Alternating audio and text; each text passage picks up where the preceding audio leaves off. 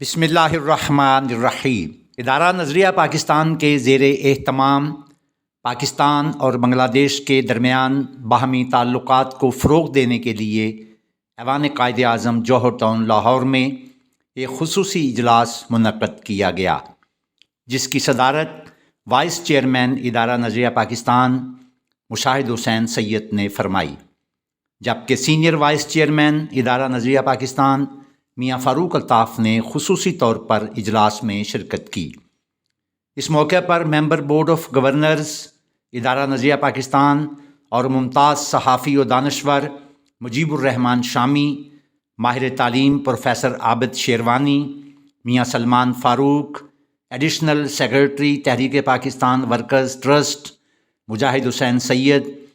Social media activist Kamran سعید عثمانی اور additional secretary ادارہ نظریہ پاکستان محمد سیف اللہ چودھری بھی موجود تھے۔ وائس چیئرمین ادارہ نظریہ پاکستان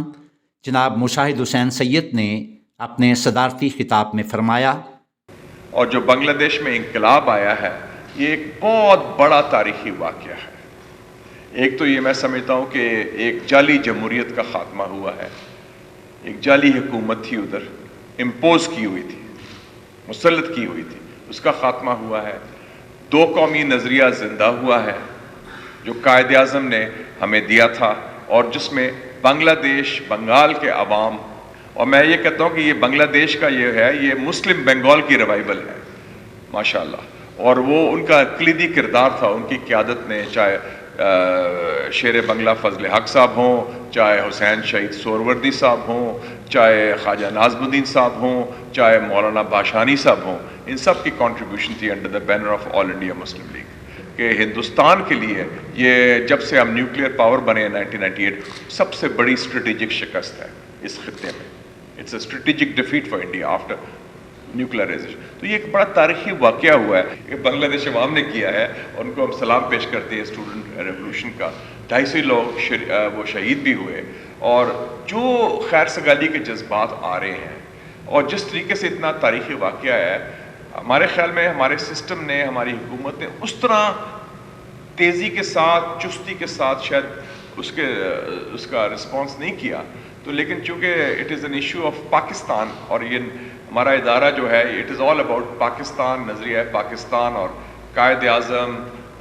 مادر ملت اور علامہ اقبال کے افکار کو آگے لے کے چلنا۔ سینئر وائس چیئرمین ادارہ نظریہ پاکستان میاں فاروق الطاف نے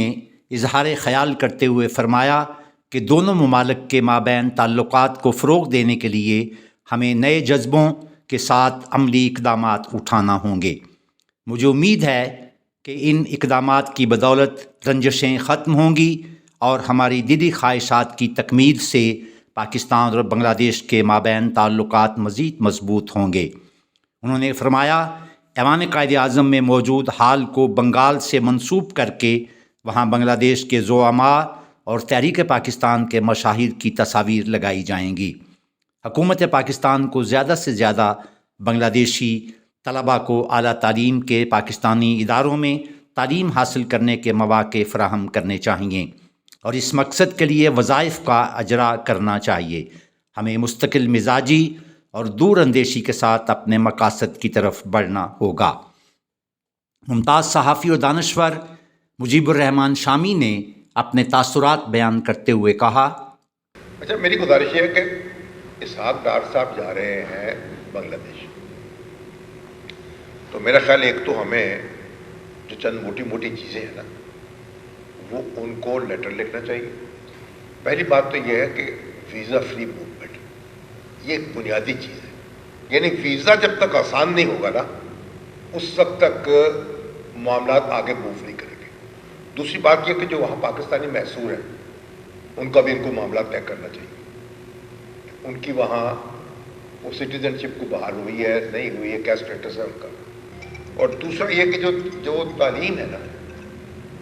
آپ بنگلہ دیشی اسٹوڈنٹس ہیں جو مجھے رابطہ کرتے ہیں مجھ سے، کئی ایک آدھ یہاں پڑھ بھی رہے ہیں، ان کو ٹریٹ کیا جا رہا ہے فورن اسٹوڈنٹس، ان سے فیس مانگی جاتی ہے ڈالرز میں۔ تو ایک یہ کرنا چاہیے کہ ہم ان سے کہیں کہ جو بنگلہ دیشی اسٹوڈنٹس ہیں उनको आप पाकिस्तानी स्टूडेंट्स के तौर पर ट्रीट करें। माहिर तालीम प्रोफेसर आबद शेरवानी ने अपने बयान में कहा, यूएमटी का काफ़ी अच्छा रिलेशनशिप है बांग्लादेश की यूनिवर्सिटीज़ के साथ भी, अभी भी है, और हम जॉइंट कॉन्फ्रेंसेस वगैरह करते हैं, और उनके लोगों को बेशक अगर वो फिज़िकल नहीं भी आते तो ऑनलाइन हम उनको अपने इस पर ले लेते हैं काफ़ी, वो हम रेगुलर बेस पे चल रहे हैं। कुछ हम स्कॉलरशिप भी देते हैं बांग्लादेशी स्टूडेंट्स को, और हमारे काफ़ी तकरीबन 2-2.5 दर्जन अलुमनाई हैं जो वो वहाँ पे बांग्लादेश में काम कर रहे हैं। मेंबर बोर्ड ऑफ गवर्नर्स इदारा नज़रिया पाकिस्तान मियां सलमान फ़ारूक ने अपनी तजावीज़ पेश करते हुए कहा, तो पहला पॉइंट जो मैंने जॉट डाउन किया वो था कल्चरल एक्सचेंज प्रोग्राम। तो कल्चरल एक्सचेंज प्रोग्राम के तहत हम एक्टिविटीज़ जो ऑर्गेनाइज कर सकते हैं वो कल्चरल फेस्टिवल्स हैं,